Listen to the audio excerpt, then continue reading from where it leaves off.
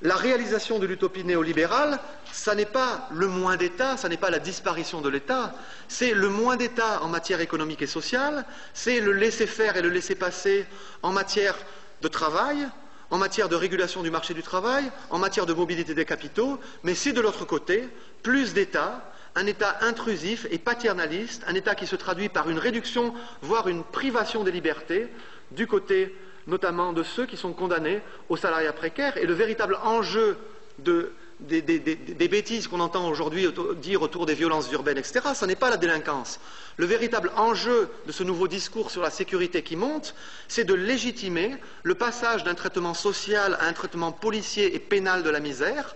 traitement policier et pénal de la misère dont le but est de normaliser et de faire accepter le salariat précaire, de même qu'à la fin du XIXe siècle, il a fallu une révolution culturelle et institutionnelle, le travail social par exemple, pour imposer la forme salariat. Aujourd'hui, il faut une réforme mentale, culturelle et institutionnelle pour imposer le salariat précaire comme l'horizon normal du salariat pour les classes populaires, et la montée de cet État libéral paternaliste, libéral pour les classes aisées, libéral pour les employeurs, paternaliste pour les classes populaires et notamment pour les fractions précarisées du nouveau prolétariat des services. Eh bien, c'est ça la figure de l'État qui est là aujourd'hui pour permettre l'avènement de cette nouvelle économie. Quand vous entendez nouvelle économie, et